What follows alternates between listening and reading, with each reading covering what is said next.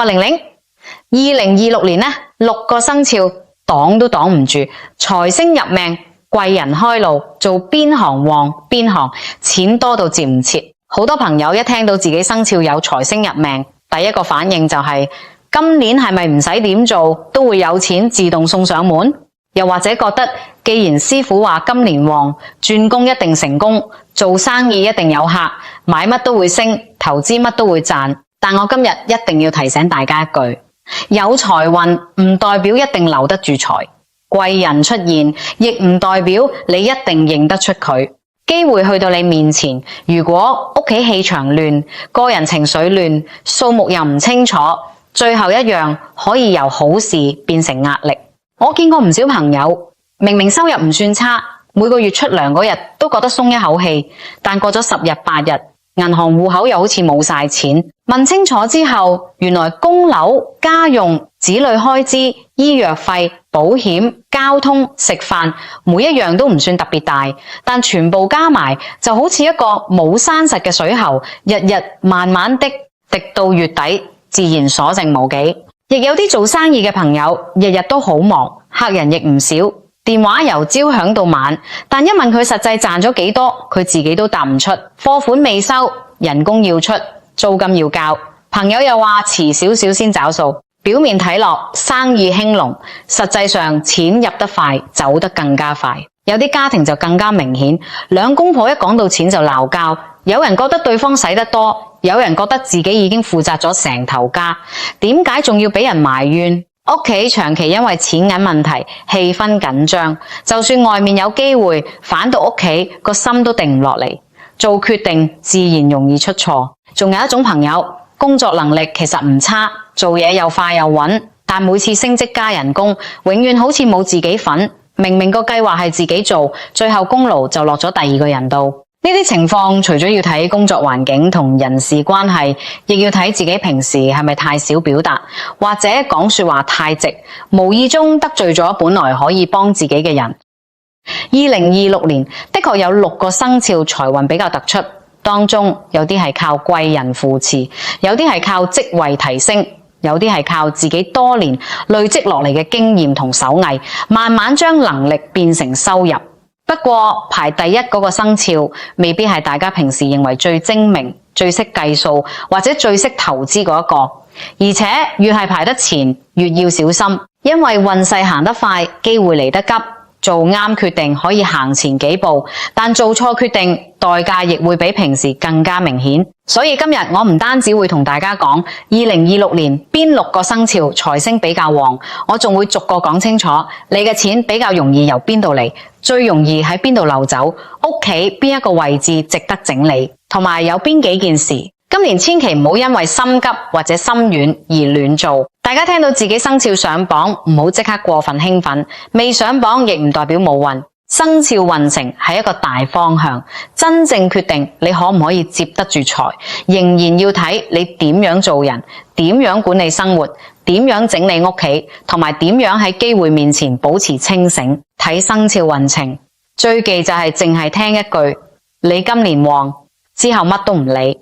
真正影響一個人財運嘅，通常有3層。第一層係流年時機，流年會提醒你今年比較適合主動，定係比較適合守成。有啲年份適合轉工、開拓、擴展市場，有啲年份就適合先整理舊問題，還清舊債，穩住家庭同健康。當貴人運增強，唔一定代表有一個有錢人突然出現送錢俾你。所謂貴人，有時只係一個願意提醒你嘅同事，一個介紹客人俾你嘅舊朋友，一個喺你準備做錯決定之前叫你睇清楚合約嘅家人。有時貴人講嘅說話未必好聽，佢可能會指出你做事太急，數目太亂，或者提醒你呢個合作對象唔可靠。你如果只係中意聽順耳說話，真正幫你避過損失嘅人，反而會俾你當成阻住你發展。第二層係家宅氣場。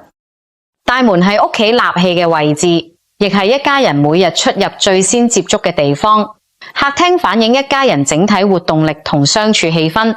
睡房影響情緒、休息、判斷同夫妻關係，廚房就代表一家人嘅健康、飲食同生活穩定。如果大門長期堆滿鞋盒、紙箱、雨傘、膠袋，一返屋企就要側身行入去，人每日都會受到一種無形壓迫，長期落嚟，心情容易煩躁，做事容易拖延。明明有電話要覆，有文件要交，有數要計，見到周圍咁亂，個人就更加唔想處理。屋企財圍雜亂，唔係話財神見到就唔入屋，而係雜亂環境會令人精神分散。當一個人長期啟唔到單據，唔記得交費，重複買同一樣嘢，或者因為心煩而亂購物，財運自然會慢慢流失。第三層係個人習慣。收入增加之後，有冇先留低一部分儲蓄，遇到投資機會？有冇先了解風險？親友開口借錢，有冇能力分清楚幫忙同縱容？合作之前，有冇白紙黑字寫清楚責任？有啲人平時講說話太盡，中意話人哋一定做唔成，或者成日將自己嘅功勞掛喺口邊。短期可能覺得自己好有氣勢，但時間一長，身邊人會慢慢唔想同佢合作。亦有人情緒一唔穩，就會作重大金錢決定，嬲嘅時候辭職，驚嘅時候賣走本來穩定嘅資產，興奮嘅時候借錢投資，內疚嘅時候答應幫人還債。呢啲決定往往唔係因為事情本身，而係因為當時個心亂。例如有一位住香港細單位嘅朋友，大門一打開，地下全部都係鞋盒、紙箱同未拆嘅貨物。佢成日話自己做嘢冇人幫，每次機會嚟到門口，最後都會突然冇咗。我同佢講，唔好急住擺任何招財物件，首先將門口清理乾淨，每日出入嗰條路要俾自己行得舒服。門燈壞咗就換，門鎖鬆咗就整，唔再用嘅紙箱就送走。過咗一段時間，佢話最大改變唔係突然發達，而係個人冇以前咁煩。以前返到屋企見到成地雜物，就連電話都唔想覆。清理之後，佢開始將客戶資料分類，舊單據亦逐張處理。最後發現有幾筆拖咗好耐嘅款項一直未追，所以整理風水有時就係幫自己重新睇清楚生活。當你睇得清楚，先知道錢喺邊度入，亦知道錢喺邊度流。2026年，無論你係咪以下6個生肖，都可以由幾件簡單事情開始。清理大門附近雜物，保持門鎖同門燈正常，將財務文件分門別類，每個星期固定一次檢查支出。有新機會，唔好因為驚錯過就即刻答應，先睇清楚條款，了解對方背景，再決定自己承擔得起幾多風險。最唔應該做嘅就係因為聽到自己旺財，就借一大筆錢去做完全唔熟悉嘅投資，亦唔好喺屋企堆積過期單據、破損銀包同大量空盒。一個爛咗又唔用嘅銀包唔會直接令你破財，但佢會不斷提醒你自己有啲事情明知應該處理，仍然一路拖延。同樣唔好成日喺屋企講冇錢、命苦、冇人幫，唔係話講咗一句就會招來霉運，而係呢啲說話講得多，一家人會慢慢覺得所有事情都冇辦法改善，最後連本來可以處理嘅問題都唔想處理。而家我哋由第6名開始講，2026年第6名生肖豬。屬豬嘅朋友，2026年唔係突然一夜暴富，而係過去做落嘅事開始慢慢有回報。之前曾經努力經營嘅客戶可能重新返你，以前幫過嘅人亦可能喺適當時候介紹工作或者合作機會。你未必會一下子收到一大筆錢，但收入有機會比之前穩定。尤其係本身從事服務、飲食、照顧、教育、顧問、健康管理或者需要建立信任嘅工作，過去累積嘅口碑會變得特別重要。屬豬嘅朋友通常比較重感情，見到人有困難，容易主動幫忙，呢種真誠係你嘅福氣來源，但亦係2026年最容易令你漏財嘅位置。你最大問題唔係問唔到錢，而係太容易心軟。親戚話手頭緊你，未問清楚就借；朋友話一齊做生意，你因為識咗好多年，覺得唔好意思要求簽合約。甚至有啲屬豬朋友，自己明明都要供樓、照顧屋企人、準備醫療開支，但見到子女或者親友開口，就將本來預留俾自己嘅錢全部攞出嚟。幫人本身冇錯，但幫人之前要先確保自己同家庭有基本保障。如果連自己嘅醫藥費同生活費都未留低，就將大部分積蓄借出去，最後對方未必有能力還，而你亦可能因為追數傷害感情。2026年屬豬要學識友情之餘亦要有數，合作可以講感情，但條款一定要寫清楚。借錢可以幫忙，但要先問自己，就算對方最後還唔到呢筆錢，會唔會影響自己生活？家居方面可以留意屋企北面，保持乾爽整潔，尤其要檢查有冇水喉滴水、牆身滲水或者長期潮濕。風水上，水同財有一定象徵關係，但唔係水越多就越旺，漏水更加唔係財運流動，而係實際浪費同長期疏忽。水費增加、櫃底發霉、地板受損，全部都係真金白銀。屬豬嘅朋友今年亦要檢查自動扣款，有啲服務可能已經冇用，但每個月仍然扣緊錢，數目可能唔大，但幾項加埋，一年就會變成一筆不必要開支。可以喺屋企一個安靜位置放一件乾淨嘅淺藍色物品，或者一件清潔通透嘅玻璃用品，提醒自己保持冷靜同清晰，但唔需要為咗催財放一大缸水或者大量流水擺設。如果水缸長期唔換水，或者屋企因為擺水而變得潮濕，唔單止冇幫助，仲會影響衛生同健康。現金、銀行資料同重要密碼亦唔好隨意放喺客廳。客廳係家人同訪客經常活動嘅地方，重要財務資料應該有固定位置，妥善保管。屬豬今年最重要嘅功課就係幫人之前先保護自己。真正長久嘅善良唔係一次過將自己全部付出，而係有能力持續照顧自己同身邊人。2026年第5名，生肖龍。屬龍嘅朋友，2026年最大優勢係容易被人睇見。你過去可能做咗好多工作，但一直冇人真正重視，功勞未必落喺你身上，能力亦未必得到適當位置。今年有機會被提名、被委派或者接觸更大平台。打工嘅朋友可能獲得升職、轉部門、負責重要項目嘅機會。做生意嘅朋友亦有機會接觸新客戶，或者令自己嘅品牌同專業名聲更上一層。屬龍嘅財運主要來自位置、名聲、管理能力、專業形象同合作機會、顧問、創意、品牌、管理、地產或者長線計劃都可能出現新發展。不過屬龍今年最怕嘅就係覺得自己終於行運，於是任何機會都想接。機會一多就容易將注意力分散，每個項目都話有前景，每個合作對象都話有人脈，最後人手不足，現金流亦開始緊張。另一個問題係面子，屬龍有時唔想俾人睇到自己資源不足，明明預算有限，都要租更大地方，買更貴設備，或者做超出現階段需要嘅包裝。有啲人投資唔係因為項目真係適合自己，而係想證明俾人睇自己已經成功。呢種為面子而作嘅金錢決定係2026年最需要避免。工作位置方面，可以整理辦公桌左手邊嘅文件，唔再處理嘅舊資料應該歸檔，仍然進行中嘅項目要清楚分類。重要文件唔好長期放喺地下，因為好容易整污糟、遺失或者俾人忽略。座椅最好有穩固靠背。如果可以選擇避免長期背住人來人往嘅通道，當背後經常有人行過，個人容易分心，亦會有一種不安全感。屋企或者工作位置嘅東面可以保持明亮、清潔同通風，但唔需要放太多所謂開運物件。物件一多，反而令環境更亂。每次準備接大項目之前，屬龍都要問自己3樣嘢：第一，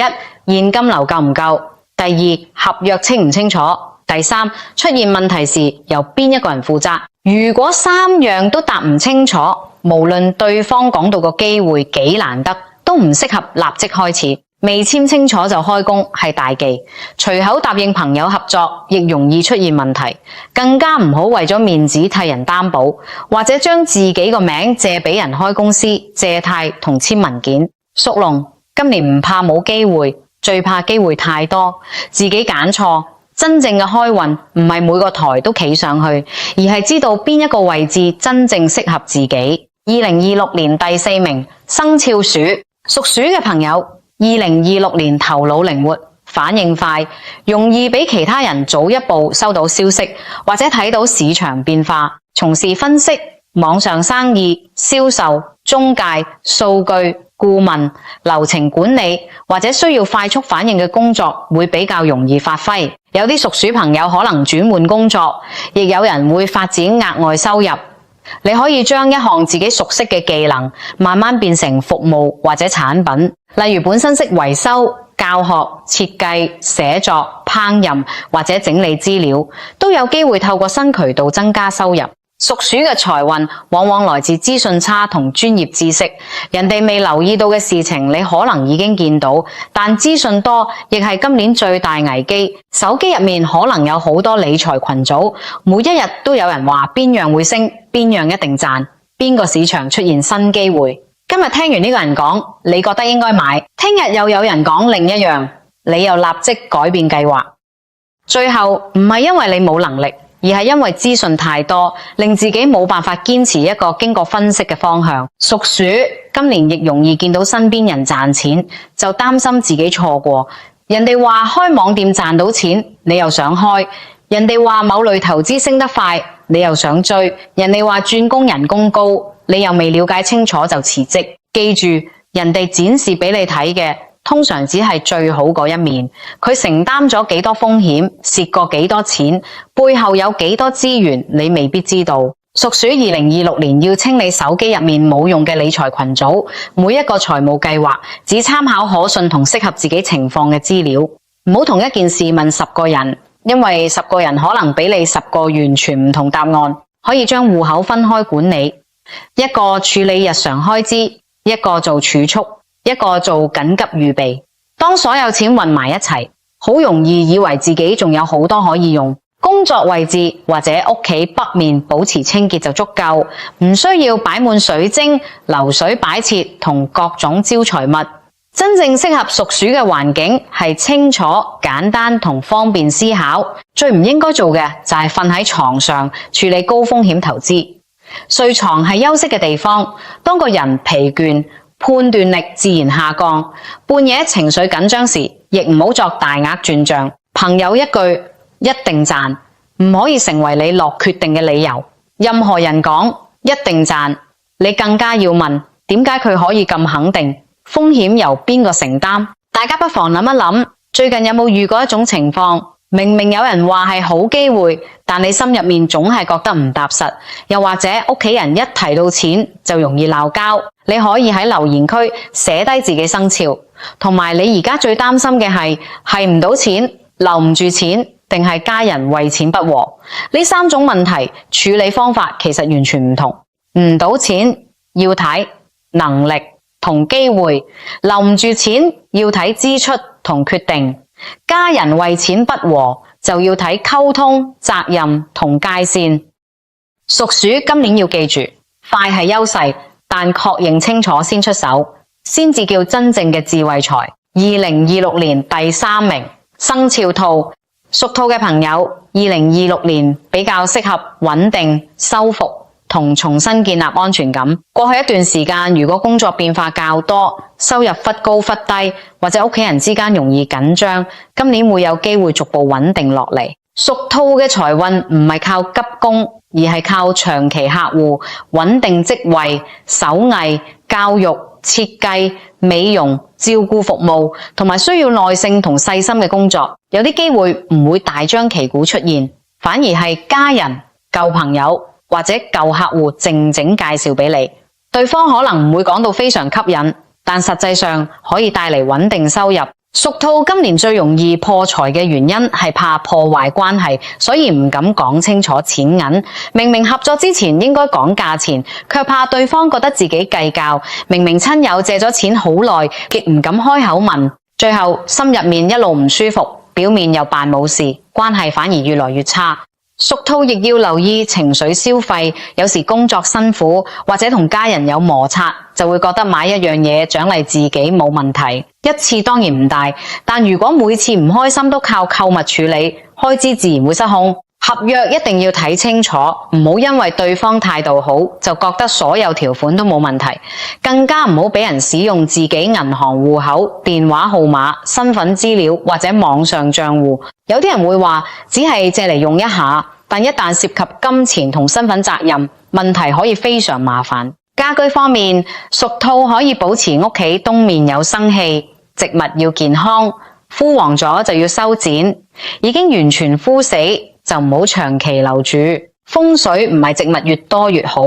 香港居住空間有限，如果放太多大型植物，阻塞通道或者泥土長期潮濕，反而影響生活。睡房應該減少令人過分刺激嘅物件。瞓覺之前唔好將大量賬單、追數信或者工作文件放喺床頭。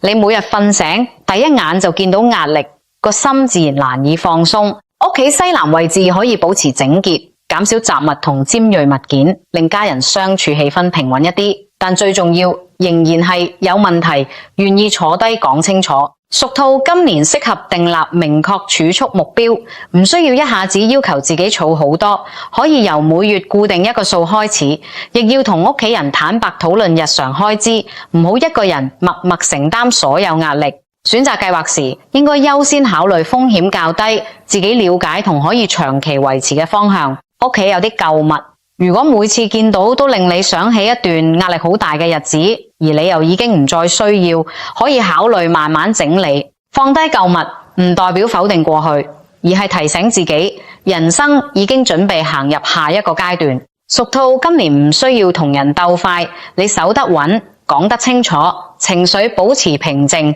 財運自然可以一步一步累積。2026年第2名，生肖牛。屬牛嘅朋友，2026年比較容易見到實際成果，唔一定係突然得到橫財，而係人工、職位、資產或者多年計劃終於開始穩定落嚟。過去一直勤力做嘢、默默承擔責任嘅朋友，今年可能有加薪、升職或者獲得更重要職務嘅機會。有啲人準備咗好多年買樓、換樓、裝修或者改善居住環境，今年計劃可能逐漸清晰，以前拖住未處理嘅債務或者財務問題，亦有機會會到較實際嘅解決方法。屬牛嘅財運主要來自固定收入、專業年資、長期累積、管理、工程、物業、行政同埋需要責任感嘅工作。你未必係最識表現嗰一個，但你可靠、穩定、肯負責，正正係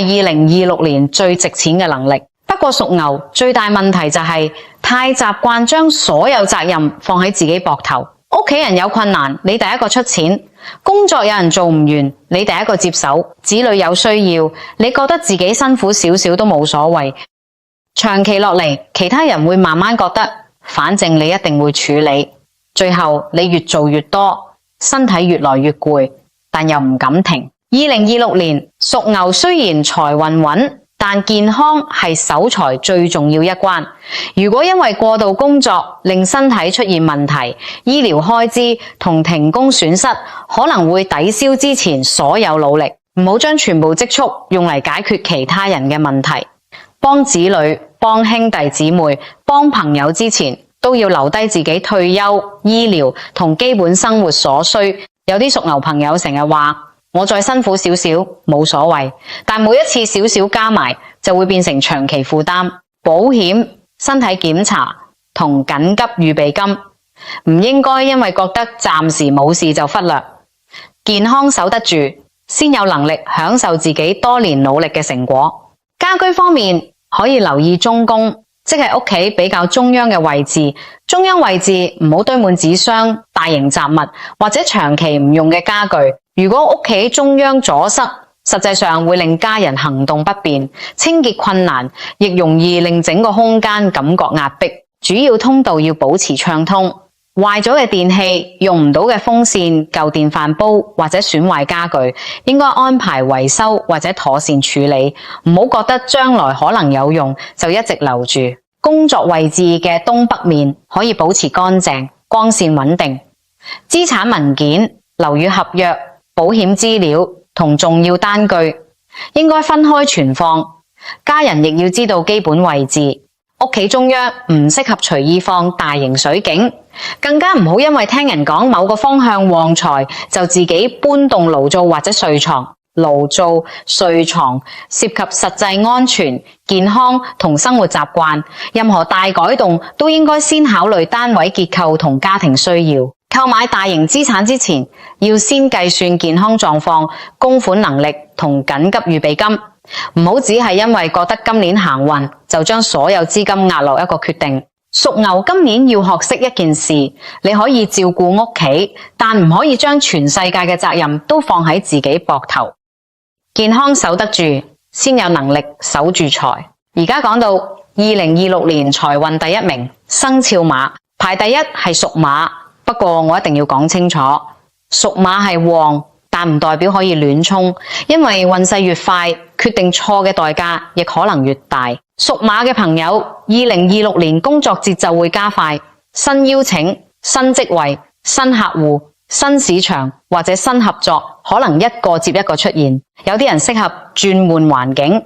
亦有人會因為出差、跨區合作、搬遷或者接觸外地市場而增加機會。本身從事銷售、交通、旅遊、媒體、網絡、市場推廣、物流或者需要主動開拓客源嘅朋友，變化會比較明顯。屬馬嘅財運主要來自行動力、人脈、流動、跨區域合作同市場開拓。你越願意接觸新人，了解新渠道，將自己經驗變成新產品或者服務，越容易見到成果。不過屬馬最怕三樣嘢：心急、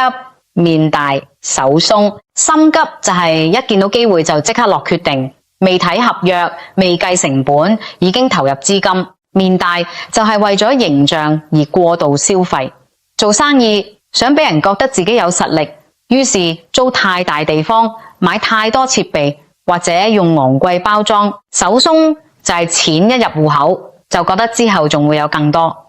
於是過早增加開支。屬馬今年亦容易同時開太多項目，每一個都覺得有機會，每一個都唔想放棄，最後人手、時間同資金全部分散。記住，忙唔等於賺錢，每日做10幾個鐘，電話不停響，並唔代表每一件事都有實際回報。你要問自己，邊一個項目真正賺錢，邊一個只係睇落熱鬧，邊一個客戶準時找數，邊一個每次都要求更多，但付款最慢。家居方面，屬馬可以留意南面，南面保持明亮就可以，但唔需要用太多紅色，亦唔好令個位置過熱，損壞電器、舊電池、壞咗嘅拖板同容易發熱嘅物品要及時處理。廚房、爐具同電器線路亦應該定期檢查，通道保持暢順，對屬馬尤其重要。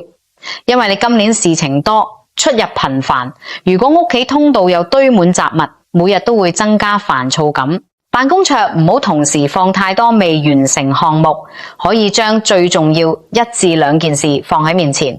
其餘分類安排，唔好每樣都攤開。每一個新機會都要設定評估期限，唔好因為對方不停催就立即答應，寫低最高預算，超出就要重新考慮。做生意嘅錢同生活費一定要分開，公司戶口有錢唔代表全部都係自己可以使用嘅收入，當中可能包括貨款、人工、租金同稅務準備。擴張之前要保留足夠緊急資金，最好集中1至2個主要目標先做好，再考慮下一步。最唔應該做嘅就係同一時間開太多項目，為咗快而忽略合約，或者借錢擴張但完全冇退路。更加唔好將今年旺理解成任何決定都一定成功。運勢好代表機會增加，唔代表風險消失。屬馬今年唔怕行得快，最重要係方向正確。真正嘅財運唔係錢入得幾快，而係你有冇能力控制速度，同埋最後可以留低幾多。講完6個生肖，大家要留意，無論屬豬、屬龍、屬鼠、屬兔、屬牛定屬馬，都有3道共同財運關口，一定要守。第一道關口係大門納氣，大門係屋企每日迎接外界人同事嘅位置，保持乾淨，鞋履排好，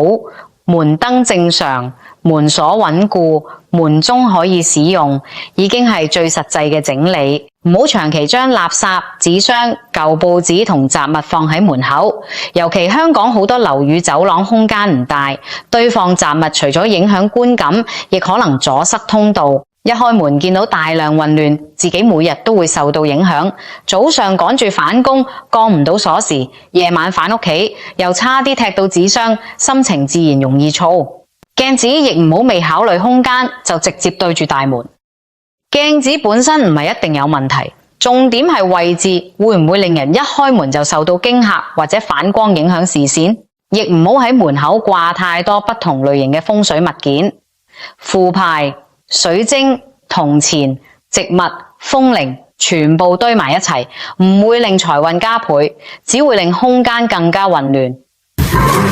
第二道關口係錢銀管理，每個月固定檢查一次支出，唔再使用嘅服務就取消，自動扣款要定期睇，銀包入面嘅過期單據、冇用會員卡同雜物可以清理。家庭應該建立健康同緊急預備金，借錢俾人要寫低日期、數目同還款安排，唔好只靠記憶，唔好隨意同人共用銀行戶口，亦唔好將自己名義借俾人做財務安排。家庭如果有債務問題，應該及早溝通，唔好一直隱瞞，直到利息同壓力越滾越大。任何自己完全唔明白嘅投資，就算身邊好多人話賺錢，都唔適合只因為驚錯過而參與。你可以錯過一個機會，但唔好因為一個唔了解嘅決定，影響多年積蓄。第三道關口係說話同人緣，貴人好多時唔係突然由天跌落嚟，而係你平時點樣做人，點樣講說話，一點一滴累積返嚟。應承咗人嘅事情要盡量做到，做唔到就及早講，唔好等人哋追問先回覆。接受過別人幫忙要記得感謝，唔需要日日送禮或者刻意討好，最重要係尊重、可靠同有交代。亦唔好隨便承諾自己做唔到嘅事，有啲人怕拒絕，任何要求都話冇問題，最後做唔完反而令人失望。更加唔好成日講自己一定唔得，或者日日喺屋企話冇錢、冇運、冇希望。呢啲說話講得多，首先受影響嘅係自己同家人。嬲怒時唔好講絕情說話，未了解清楚一件事，亦唔好急住批評或者傳播消息。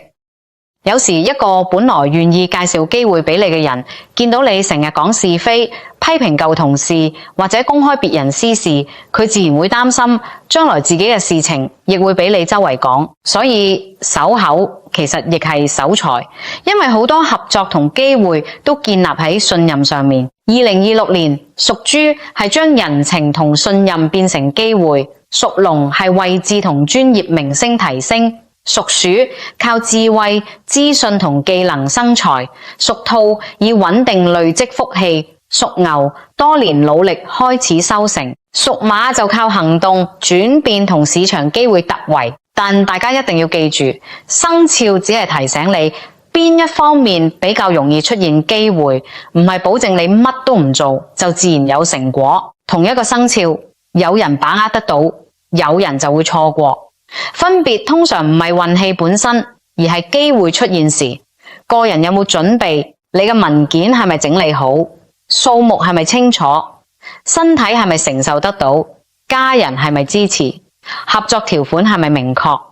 呢啲全部都會影響結果。聽完之後，大家今晚可以由屋企行一個圈開始，唔需要買任何物件，亦唔需要做複雜儀式，先睇大門附近有冇雜物，財務文件係咪四周圍放，水龍頭有冇漏水，雪櫃入面有冇大量過期食物，壞咗嘅電器係咪一直冇處理。再諗一諗，屋企人係咪經常因為錢銀問題爭執，自己有冇因為心急、心軟、愛面子或者怕得罪人而作出唔適合嘅金錢決定？有冇一啲舊債應該面對？有冇一啲舊關係只係不斷消耗你，但你一直唔敢設立界線？有冇一啲舊物已經冇實際用途，但仍然佔據大量空間，唔需要一次過全部完成？每一日處理一樣，屋企會慢慢清爽，個心亦會慢慢穩定。風水同生肖運程唔係叫大家迷信，更加唔係叫大家見到旺年就冒險。佢真正作用係提醒我哋了解時間，避開常見錯誤，整理生活環境，同埋喺重要決定之前穩定自己個心。屋企順，個心先容易定，心定判斷先會清楚，判斷清楚財先比較容易留得住。一個人真正長久嘅好運，唔只係戶口入面突然多咗幾多錢，而係遇到問題時有人願意提醒，身體仍然有能力生活，家庭可以互相商量，晚上瞓得安穩，手上亦留有應急資源。平時講好說話，做踏實事情，珍惜幫過自己嘅人，答應咗就盡量做到，做唔到就誠實講清楚，呢啲先係最穩定、最長久嘅開運方法。大家而家可以喺留言區話俾我知你屬咩生肖，同埋你最近遇到嘅係財運問題、家宅不順、小人是非、健康壓力，定係屋企人為錢不和。我會揀大家最關心嘅問題，下一條片再同大家深入分享，等大家唔單止知道自己今年有冇機會，更加知道點樣避開破財，點樣令屋企氣場平穩，點樣將辛苦賺返嚟嘅錢真正留住。請訂閱頻道繼續收睇生肖運程、風水財運、家居開運、招財守財，同埋香港生活入面真正用得到嘅運勢分析。祝大家2026年屋企和順，身體安穩，貴人常在，有財息接，有福息息。最重要係守住個心，守住健康，守住一家人之間嘅和氣。當你行每一步都踏實，講每一句說話都留有餘地，財氣同福氣自然會慢慢向你靠近。